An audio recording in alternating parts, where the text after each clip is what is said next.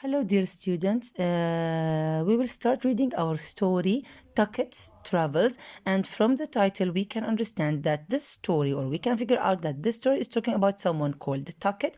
And the story actually is talking about his travels. And here, travels, it's a plural noun because we have here possessive, apostrophe, and s. And this story is talking about his travels, his trips, his journeys. But where he is traveling and with whom, this is what we will see. But first, let's figure out that we are going to learn the skills that we are going to learn about in this story. It's about sequence of events. What do I mean by sequence of events? It means the order of the events that happened in the story, and we have some words that help us to know the order of these events, like first, last, until, before, after, finally, and so on. So these events, in this story, we are going to see how the events happened in order with our main characters. Now, this story set in the mid of 18s, which means it happened long ago. We will read about a 15-year-old boy and two younger children who are traveling through this region, okay, like this one, like it's a desert. They are in danger because some men are hunting them. Oh, how some men can hunt children and why? This is what we will see. But a tremendous thunderstorm, which means that a fierce, harsh thunderstorm with hail and lightning changed their fate, which means that they were running away from some men that wants to kidnap them or hunting them, but suddenly a storm happened and changed their fate. They changed their destiny. How this happened, this is what we will see when we start reading the story. And here, let's figure out the genre of the story is historical fiction. What do I mean by historical fiction? It's a story, it's unreal story that happened long ago, and it might happen actually. It could happen in the past because the characters and the events in the story, they could happen in the past. So it's a historical fiction, and especially as we said here, it happened in the 18s, in the mid 18s. That's why it's a historical fiction and it's unreal story, but it might happen in the past. Now, what is the essential question here in the story? What does it mean to have good instincts? What do I mean by instincts? It means senses, talents. Now, sometimes some people have good sense, good talent, and this sense or this talent help them to behave in a good way, to save themselves, to save others, and to act correctly in any problem, okay? And this is what we will see, how our main character Tucket has good instincts, good senses that help him to save his life and save the children's life. Now, before we go on, look at this illustration. Look at the children's faces. They are very red, they are tired. It's red maybe from the heat of the sun. They are very tired, and also they seem that they are scared, and they are traveling on foot. They don't have wagons, they don't have cars, they don't have horses or anything.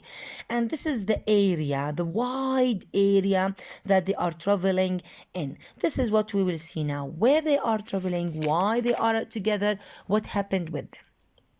Okay, now, if there was one thing Francis Tucket knew with certainty, it was that death was close to taking them. Now, who's our first main character? He's Francis Tucket, okay? Now, Francis Tucket was very sure, certainty, which means sureness, he's very sure that death is very close to them. Who's them? Francis and the children. They are very close to die. But why? Dawn was coming, and here he was, a 15-year-old boy in charge of two children walking across a sun-beaten, airless plain that seemed to be endless. So, Tucket is a 15-year-old boy, and he is in charge, which means that he is responsible to take care of two children. And they are walking across a sun-beaten. They are walking under the heat of the sun, as if this heat is hitting them. is beating them. They are walking in airless plane without any air because it's very hot, and in the plane it's a flat, wide land. They are walking together, and it seems there is no end for this land because it's very wide and it has long distances. Francis, Lottie, and Billy had no food or water or any immediate hope of getting any. So they don't have any food, any water, and even they don't have any hope to get any of them, any food or any water. They are in the middle of the desert. And at any moment, a dozen or two of the dirt meanest men Francis had ever seen in a world full of mean men could come riding up on them, and so they are facing very difficult situation. They are walking under the sun, the heat of the sun, in the middle of the desert. They don't have food, they don't have water. It is a very hot weather, a very hot day, and they are facing a dozen of men, or maybe 2 dozens of them, which means here dozen, it means 12, 2 dozens, which means 24 of dirty, meanest men, which means very bad men. They are following them, and what they are going to do, this is what we will see. And here, when said Francis had ever seen in a world full of mean men, in that time there were a lot of men who were very bad, very mean, especially with children. Why? We will see now why. He didn't finish the thought, the idea in his mind when he was thinking about the food, about the water, about these men, about the children that he is responsible about. There was no need. Besides, in surviving Indian fights, blizzards, battles, and thieves, he had learned the primary rule about danger. Now here, even Francis, he is just 15 years old, but he faced a lot of bad things, like Indian fights, fighting with Indians. He faced blizzards, snowstorms. He faced battles. He faced thieves. And usually when any person faced a lot of problems, he can learn from these problems. He can learn from his experiences. That's why usually, especially smart people can learn very good things from their experiences in life. And this is what happened with Francis. Even he is just 15 years old and he is just a little boy, but he learned a lot from his experiences with these bad things. He learned what? The primary rule about danger. What is the rule about danger? What is primary means the main, the first rule about danger. He learned that it would come if it would come. You could try to be ready for it. You could plan on it. You could even expect it, but it would come when it wanted to come. So he learned that the rule about danger, that the danger will come either or. It will come when it will come. And even if you are ready for this danger, even if you plan for this danger, here it refers to danger. Even if you prepared yourself for this danger, when it will come, it will come. When it wanted to come, it will come. Okay, so this is the rule that he learned about danger. Lottie and Billy understood this rule too. So even the two children understood this rule too, that the danger will come when it would come. He had found them sitting in a wagon on the prairie all alone. So, are Lottie and Billy Francis' brother and sister?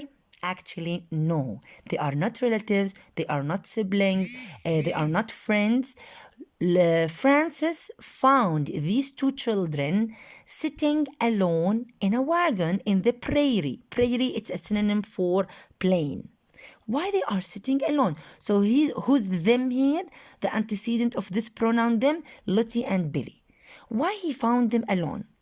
Their father had died of cholera, and their wagon train had abandoned the family, afraid of disease. Lottie had been 9 then, Billy 6. Oh, so he found the two children sitting alone in their wagon because their father was sick with a dangerous disease and a contagious disease called cholera, and he died because of this disease. Their train wagon or their wagon train abandoned the family, which means ignored the family, left the family because everyone was scared from this disease. So all the family left Lottie, Billy, and their father alone in the wagon in the prairie because they were scared from the disease to get this disease because it's contagious. But unlucky, the father died and the two children left alone in this wagon in the middle of the desert. And Francis found them. Lottie was 9 and Billy was 6. So they are very small children. Francis hadn't thought he and the children would stay together long. After all, he had to keep searching for his own family. He'd been separated from them a year before when ponies had kidnapped him from the wagon train on the Oregon Trail. So here Francis was kidnapped by ponies from his family. That's why he is separated from his family a year ago. And he was separated from his family because he was kidnapped from this group of men a year ago from his wagon, okay, in this area, Oregon Trail. But Francis and Lottie and Billy, well, they were used to each other. They get along with each other. They stuck together. Unlike Francis and Jason Grimes, the one-armed mountain man. So again, Francis found Lottie and Billy alone in their wagon in the middle of the prairies in the desert because their father died because of the cholera, and the family left them alone because they were afraid from the disease because it's contagious. And a year ago, Francis was kidnapped from ponies from his family. That's why he was separated from his family. But some way, or somehow he could escape from these kidnappers. Now we will see how. And when he was escaping from them, he found Lottie and Billy, so they stuck together. They were very close to each other. They get along with each other more than Francis and Jason Grimes. Now, who's Jason Grimes? He is an armed mountain man. Armed, which means that he has weapons and guns. Now, what Jason Grimes did with Francis and the children, this is what we will see. Jason Grimes had rescued Francis from the ponies and taught him how to survive in the West on his own. Then they'd parted ways. So who's Jason Grimes? The man who saved and rescued Francis from the ponies who kidnapped him. And he taught him how to escape and run away and protect himself not to be found again by these kidnappers. They parted away, which means that they separated. They didn't stay together. Why? Let's see. Until last night when Grimes had helped them, which means Francis and the children, to escape from the Comanches. Who are the Comanches? The Comanches were an outlaw band, ruthless, terrifying, inhumanly tough. So this group of men are outlaw, which means that they don't follow the law or the rules in the country. They are ruthless, very cruel, terrifying, they are scary, and they are inhumanly tough, which means that they don't act like real humans because they are very dangerous and very bad. So, Grimes helped the children to escape from these Comanches who wanted to kidnap them and take them. To escape from the Comanches, Grimes had to take the pack horses Francis and Lottie and Billy had been riding and lead them off empty. hoping the Comanches would follow his tracks westward while the three children headed north on foot in the dark of night. Now, this is the Grimes plan how to help the children. Now, the children had horses when they escaped together. Grimes told the children that he will take their horses and he will let them travel on foot, empty, without any horse. So the Comanches usually will follow the horse's track, the horse's prints on the ground, and Grimes will take the horses. He will go from one way and the children will go in another way. Okay, the three children will head north and Grimes will go to another direction. So the Comanches will follow the horse's track, which means that they are going to follow Grimes. In this time, the children will run away from another way to go away from these Comanches. And they will travel on foot in the dark nights. Okay, so this was Grimes' plan to save the children and to help them, not to stay together. No, to apart. To separate, the children will go from a direction and Grimes with the horses will go to another direction. So the Comanches will follow the horses' track, which means that they will move and travel away from the children. It was a decent plan. It was a great plan, actually. It was their only plan. They don't have any other option, actually. And it seemed to be working. As Francis and the two children had moved north in the dark, they had seen the Comanches ride past them after Mr. Grimes, tracking the horses. So it's a good plan and it worked. The children went north and they saw the Comanches following the horses' track after Mr. Grimes.